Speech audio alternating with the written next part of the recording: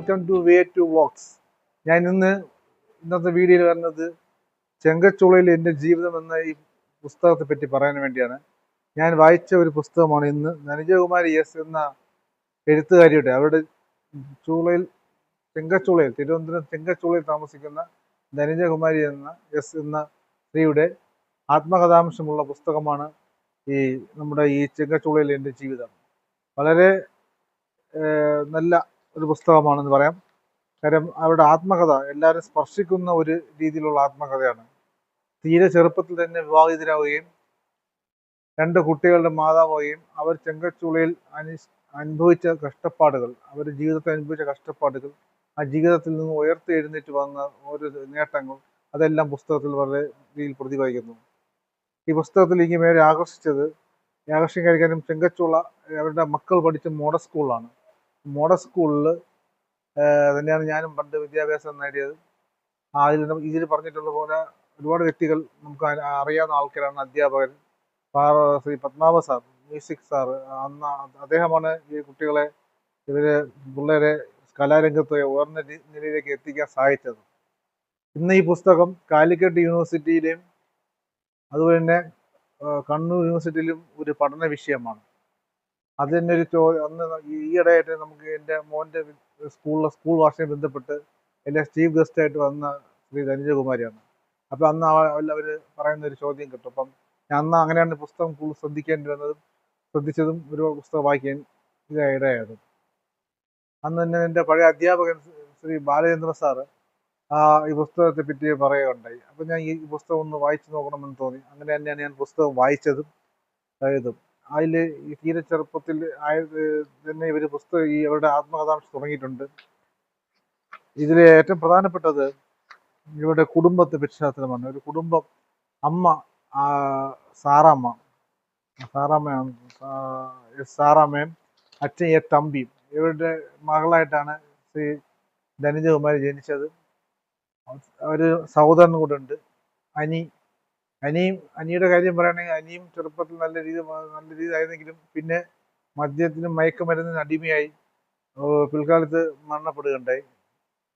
അവിടെ പിന്നെ ഈ ധനുജകുമാരി തീരെ കഷ്ടപ്പെട്ട് ഓരോ കഷ്ടപ്പാടുകൾ അനുഭവിച്ചാണ് തങ്ങൾ പിള്ളേരെ വളർത്തിയത്. ഇതിൻ്റെ ഇടയ്ക്ക് ഭർത്താവ് മദ്യപാനിയായിരുന്നു. അപ്പോൾ കലാകാരൻ കൂടിയാണ്. അപ്പോൾ പുള്ളി ഈ കലാജീവിതവുമായി ബന്ധപ്പെട്ട് പോകും. വരുന്ന സമയത്ത് മദ്യപിച്ച് വീട്ടിലെത്തുകയും അങ്ങനെ ഒരു പൈസ പോലും സേവിങ്സ് ഇല്ലാതെ നടക്കുന്ന ഒരു കാലഘട്ടം. അച്ഛനും അമ്മയും മാത്രമാണ്. അച്ഛനും അമ്മയും വിവാഹത്തോടു കൂടി അവർ അധികം ശ്രദ്ധിക്കാതായി. അങ്ങനെ വളരെ കഷ്ടപ്പെട്ട് പിന്നെ തൻ്റെ നിശ്ചയദാർഢ്യം കൊണ്ട് ഭർത്താവിനെ നമ്മുടെ ഈ മദ്യത്തിൽ നിന്നും അകറ്റി സ്വന്തമായിട്ട് നല്ലൊരു ജീവിതം നയിക്കാൻ നിശ്ചയദാർഢ്യത്തോടു കൂടി മുന്നോട്ട് നിന്നു. ഇതിനിടയ്ക്ക് 2 പ്രാവശ്യം ആത്മഹത്യ ശ്രമം നടത്തി. അപ്പോഴെല്ലാം തൻ്റെ ഭർത്താവിനെ കുറ്റപ്പെടുത്തിയിട്ടില്ല. പിന്നെ അങ്ങനെ അവസാനം ഭർത്താവ് സ്വയം തിരിഞ്ഞ് നല്ല ജീവിതം നയിക്കാമെന്ന് നിന്നു. ഇതിനിടയ്ക്ക് 2 പ്രാവശ്യം ആത്മഹത്യ ശ്രമം നടത്തി. അപ്പോഴെല്ലാം തൻ്റെ ഭർത്താവിനെ കുറ്റപ്പെടുത്തിയിട്ടില്ല. പിന്നെ അങ്ങനെ അവസാനം ഭർത്താവ് സ്വയം തിരിഞ്ഞ് നല്ല ജീവിതം നയിക്കാൻ വിശ്വാസത്തിന്റെ പുറത്താണ് കച്ചവടമൊക്കെ നടക്കുന്നത്. ചില വീടുകൾ വിൽക്കും, അത് വാങ്ങാൻ അവിടുത്തെ ആൾക്കാരും തയ്യാറാവും. അങ്ങനെ ഓരോരോ ഇതിലൂടെ വാങ്ങുകയും അവിടുന്ന് പുതിയ വീട്ടിലേക്ക് മാറുകയും ഉണ്ടായവർ. നല്ല അനുഭവങ്ങളാണ് അവരുടെ ഈ പുസ്തകത്തിൽ പറഞ്ഞിട്ടുള്ളത്. തിരിച്ചും വായിച്ചിരിക്കേണ്ട ഒരു പുസ്തകം തന്നെയാണെന്നാണ് എനിക്ക് പറയാനുള്ളത്. ഇതിൽ ഒരു കോട്ടങ്കൽ സ്കൂളാണ്. പിന്നെ ആദ്യം കാലം തമ്പാനൂർ UPS പഠിച്ചെങ്കിലും പിന്നെ ഹൈസ്കൂൾ ആയപ്പോൾ കോട്ടങ്കൽ സ്കൂളിലേക്ക് പോയി. അവിടെ 1 വർഷം സ്കൂളിൽ പഠിക്കാൻ കഴിഞ്ഞുള്ളൂ. അതെല്ലാം ഇത് പുസ്തകം വന്നു. പിന്നെ അവർ വീണ്ടും ശ്രീ ചിത്ര ഹോമിലേക്ക് മാറുകയാണ്. അമ്മ ശ്രീ ചിത്ര ഹോമിലേക്ക് കൊണ്ടുവിടുന്നു. അവിടെ 1 വർഷം അവിടെ ചിലവഴിക്കുന്നുണ്ട്. പിന്നെ ഓർമ്മയില്ല ഓണം എന്ന ഒരു ഇതുണ്ട്. കാര്യം അവിടുത്തെ ചെങ്കച്ചുളയിലെ ഓണം എന്ന് പറയുന്നത് എല്ലാവർക്കും വളരെ നല്ലൊരു അനുഭവമായിരുന്നില്ല. കാര്യം ഓണം വരുന്നവർക്കെല്ലാം പേടിയായിരുന്നു, സ്ത്രീകൾക്കെല്ലാം. അവിടുത്തെ ആണുങ്ങളുടെ ആഘോഷവും അടിപിടിയൊക്കെ ഉണ്ടാകുമെന്ന് പേടി, അതൊക്കെ അങ്ങനെ നല്ലൊരു ഇതല്ലായിരുന്നു ആ കാലത്ത്. പക്ഷെ ഇന്ന് ചെങ്കച്ചുളയിൽ ജീവിതം വളരെയേറെ മാറ്റം ഉണ്ടായിട്ടുണ്ട്. അന്ന് അവരുടെ കുട്ടിക്കാലത്തുണ്ടായിരുന്ന ചെങ്കച്ചുള അല്ല ഇപ്പോൾ ഉള്ള ചെങ്കച്ചുള എന്ന പുസ്തകത്തിൽ പറയുന്നുണ്ട്. അന്ന് അങ്ങനെ ഉദ്ദേശിച്ച് വന്നവർക്ക് ഇന്ന് ഒരുപാട് നിരാശപ്പെടേണ്ടി വരും. അതെല്ലാം വളരെ വ്യക്തമായി തന്നെ ഈ പുസ്തകത്തിൽ പറഞ്ഞിട്ടുണ്ട്. പിന്നെ ഒരു മകനെ ആഹ് മകനെ ഒരു പിന്നെ ഭർത്താവ്, ആ ഭർത്താവ് ആഹ് ഒരു ചെണ്ട പഠിക്കുന്ന ഒരു വിദ്വാൻ്റെ അടുത്ത് പോയി ചെണ്ട പഠിക്കുന്നുണ്ട്. അങ്ങനെ ചെണ്ട പഠിച്ച് അദ്ദേഹം ആ കലയുമായി ബന്ധപ്പെട്ട് ഒരു 48 മണിക്കൂർ ഒരു ചെണ്ടമേളം VJT ഹാള്, ഇന്നത്തെ അയ്യങ്കാളി ഹാളിൽ വെച്ച് നടത്തുകയുണ്ടായി. പക്ഷെ അതിൻ്റെ സംഘാടനം അധികം പിടിയില്ലാത്തതുകൊണ്ട് തന്നെ പുള്ളിയും കുറച്ച് കൂട്ടുകാരും കൂടെ അതിൻ്റെ പോസ്റ്റർ ഒട്ടിക്കുകയും എല്ലാം ചെയ്ത് അത് ഗിന്നസ് ബുക്കിൽ റെക്കോർഡിൽ വരണമെന്ന് ആഗ്രഹം ഉണ്ടായിരുന്നു.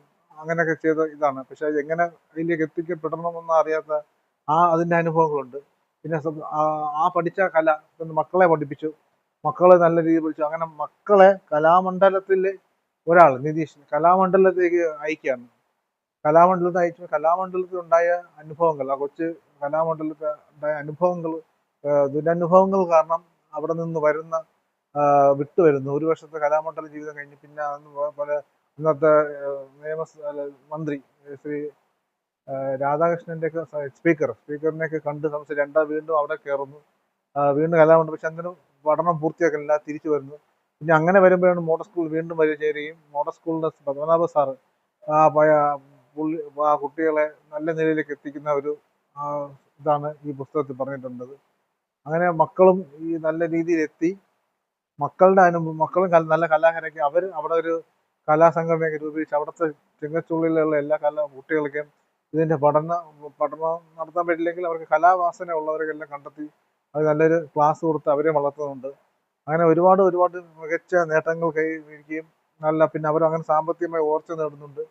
ഇപ്പോൾ അവർക്ക് നല്ല നല്ല നല്ല ഇത് വന്നിട്ടുണ്ട്. അതിലിപ്പം ഇവരുടെ മകൻ ഇപ്പോൾ AR റഹ്മാന്റെ ഇൻസ്റ്റിറ്റ്യൂട്ടിൽ പഠിക്കുകയും അവിടെ നല്ല നിലയിലെത്തി AR റഹ്മാൻ ഇഷ്ടപ്പെടുകയും അവരുടെ കൂടെ കൂടിയിട്ടുള്ള കാര്യങ്ങളൊക്കെയാണ് ഈ പുസ്തകത്തിൽ പിന്നെ പറയുന്നുണ്ട്.